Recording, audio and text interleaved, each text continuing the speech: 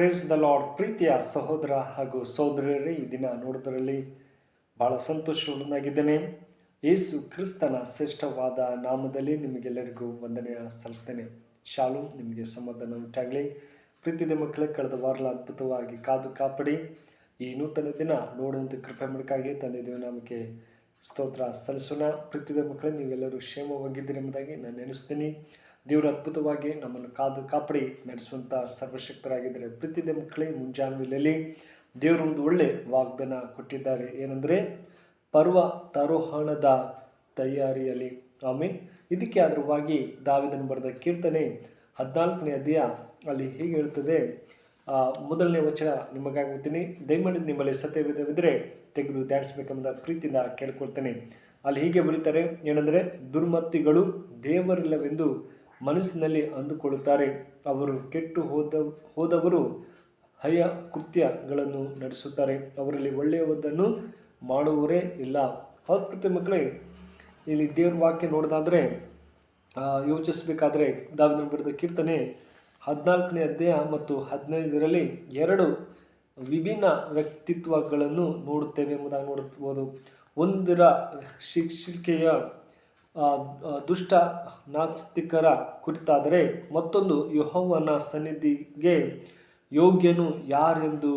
ಈ ಎರಡರಲ್ಲಿ ನಾನು ಎಲ್ಲಿದ್ದೆ ಎಂಬುದಾಗಿ. ಹೌದು ಮಕ್ಕಳು, ಎರಡರಲ್ಲಿ ನಾವೆಲ್ಲಿದ್ದೇವೆ? ನಾವು ಯಾವ ರೀತಿಯಲ್ಲಿ ದೇವರಲ್ಲಿ ಜೀವಿಸ್ತಾ ಇದ್ದೀವ, ಅಥವಾ ದುಷ್ಟ ನಾಸ್ತಿಕರಾಗಿ ನಾವು ಯಾವ ರೀತಿಯಲ್ಲಿ ಬರೀ ಕೆಟ್ಟದಾಗಿ ಮಾರ್ಗದಲ್ಲಿ ನಡೀತಾ ಇದ್ದೀವ, ಅಥವಾ ಒಳ್ಳೆಯ ಮಾರ್ಗದಲ್ಲಿ ನಾವು ನಡೀತಾ ಇದ್ದೀವಿ ಎಂಬುದು ಬಹಳ ಮುಖ್ಯವಾಗಿದೆ.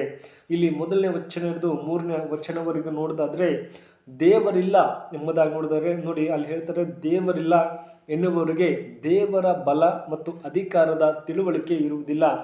ಒಳ್ಳೆಯದು ಮತ್ತು ಕೆಟ್ಟದನ್ನು ದೇವರು ತೀರ್ಮಾನಿಸುತ್ತಾನೆ.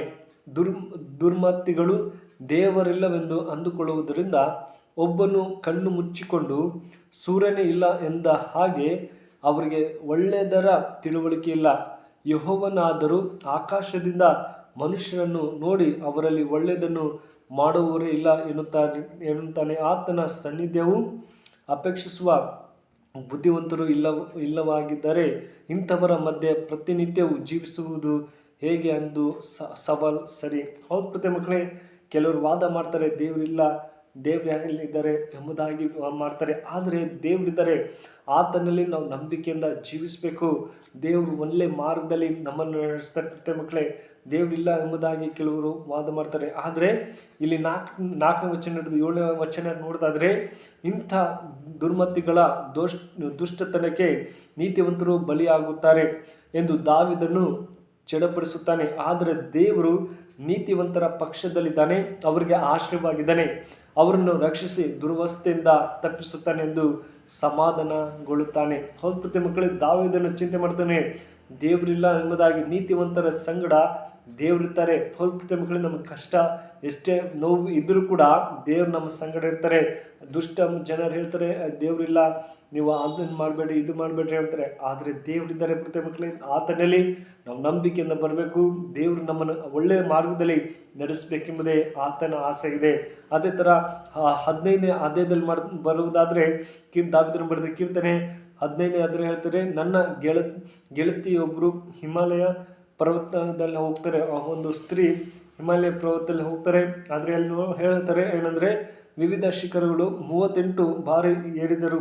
ಅದೇನು ಸಾಧುವಾದ ವಿಷಯವಲ್ಲ, ಅದಕ್ಕೆ ಶಿಸ್ತಿನ ದಿನಚರಿ ನಿಯಮಗಳು ಎಂಬುದಾಗಿ ಅವರು ಹೇಳ್ತಾರೆ. ಅದೇ ಥರ ಇಲ್ಲಿ 1ನೇ ವಚನ ನೋಡೋದಾದರೆ, ಇದನ್ನು ಅವನ ಒಂದು ಗುಣ, ಇತರರೊಂದಿಗೆ ನಡವಳಿಕೆ ಸಂಬಂಧಗಳನ್ನು ಎಂಬುದಾಗಿ, ಹಣಕಾಸಿನ ನಿವಾರಣೆ. ಆದರೆ ಅವನ ವ್ಯಕ್ತಿತ್ವದಲ್ಲಿ ಪ್ರಾಮಾಣಿಕತೆ ಇರಬೇಕೆಂಬುದಾಗಿ 15ನೇ ವಚನ ಹೇಳ್ತದೆ. ಪ್ರತಿ ಮಕ್ಕಳು ಇಲ್ಲಿ ಹೇಳ್ತಾರೆ, ಯೆಹೋವನೇ ನಿನ್ನ ಗುಡಾರದಲ್ಲಿ ಎಲ್ಲುಗೊಂಡಿರುವುದಕ್ಕೆ ಯೋಗ್ಯವೇನು, ಯಾವ ನಿನ್ನ ಪರಿಶುದ್ಧ ಪರ್ವತದಲ್ಲಿ ವಾಸಿಸತಕ್ಕ ಎಂಬುದಾಗಿ. ಪ್ರತಿ ಮಕ್ಕಳೇ, ದೇವರಲ್ಲಿ ನಾವು ಪರಿಶುದ್ಧರಾಗಿ ಇರಬೇಕೆಂಬುದಾಗಿ ದೇವ ವಾಕ್ಯ ಹೇಳ್ತದೆ. ಮನಪೂರ್ವಕವಾಗಿ ಸತ್ಯ ವಚನವನ್ನು ಆಗಿರಬೇಕು. ಅವನು ಚಾಡಿಯನ್ನು ಹೇಳಿದವನು, ಮತ್ತೊಬ್ಬರಿಗೆ ನ್ಯಾಯ ಮಾಡುವುದನ್ನು ಯಾರನ್ನು ನಿಂದಿಸಬೇಡದೆಂಬುದಾಗಿ. ಪ್ರತಿ ಮಕ್ಕಳೇ, ನಾವು ಯಾರಿಗೂ ಇನ್ನೊಬ್ಬರಿಗೆ ಮೋಸ ವಂಚನೆ ಮಾಡದೆ ದೇವರಲ್ಲಿ ನಾವು ನಂಬಿಕೆಯಿಂದ ಇರಬೇಕೆಂಬುದೇ ದೇವರ ವಾಕ್ಯ ಹೇಳ್ತದೆ. ಅಲ್ಲಿನ ವಚನ ಹೇಳ್ತದೆ, 2ನೇ ವಚನ ಹೇಳ್ತದೆ, 3ರಲ್ಲಿ ಅವನು ಇತರರೊಂದಿಗೆ ಒಳ್ಳೆಯ ಉದಾಹರಣೆ ಆಗಿದ್ದರೆ ವಚನರಲ್ಲಿ ಇತರರೊಂದಿಗೆ ಸೌಂದರ್ಯತೆಯಿಂದ ಹೇಗೆ ನಡೆದುಕೊಳ್ಳಬೇಕು ಎಂದು ಹೇಳುತ್ತದೆ. 3ನೇ ವಚನ 4ರಲ್ಲಿ ಅವನ ಸಂಬಂಧಗಳು ಹೇಗಿರಬೇಕೆಂದು ತಿಳಿಸುತ್ತದೆ.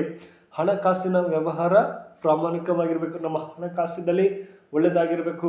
ಕೆಟ್ಟದಾಗಿ ತಮ್ಮ ಇಷ್ಟ ಬಂದ ನನ್ನಲ್ಲಿ ಹಣ ಇದೆ, ನಾನೇನು ಬೇಕಾದರೂ ಮಾಡ್ಬೋದು ಎಂಬುದಾಗಿ ಆ ಥರ ಅಲ್ಲದೆ ನಾವು ಒಳ್ಳೆಯ ರೀತಿಯಲ್ಲಿ ಅದನ್ನು ಬೆಳೆಸಬೇಕು, ಕುಟುಂಬದಲ್ಲಿ ಒಳ್ಳೆಯ ರೀತಿಯಲ್ಲಿ ನಡೆಸಬೇಕೆಂಬುದೇ ದೇವರ ವಾಕ್ಯ ಇದು ಹೆಚ್ಚಿಸ್ತದೆ. ನಮ್ಮ ಆತ್ಮಿಕವಾಗಿ ಒಳ್ಳೆಯ ರೀತಿಯಲ್ಲಿ ಬೆಳಿಬೇಕು. ದೇವರಿದ್ದರೆ ಆತನಲ್ಲಿ ನಾವು ನಂಬಿಕೆಯಿಂದ ಜೀವಿಸಬೇಕೆಂಬುದಾಗಿ ದೇವರ ವಾಕ್ಯ ಹೇಳ್ತದೆ. ದಾವೀದನು ಅದಕ್ಕಾಗಿ ಚಡಪಡಿಸ್ತಾ ಇದ್ದ, ಅಯ್ಯೋ ಎಷ್ಟೋ ನೀತಿವಂತರಿದ್ದಾರೆ, ದುಷ್ಟಮಾರ್ಗದವರು ದೇವರಿಲ್ಲದೆ ಜೀವಿಸ್ತಾ ಇದ್ದಾರೆ ಎಂಬುದಾಗಿ ಹೇಳ್ತಾರೆ. ಆದರೆ ದೇವರಿದ್ದರೆ ಪುಟ್ಟ ಮಕ್ಕಳೇ, ಆತನಲ್ಲಿ ನಾವು ಬರಬೇಕು.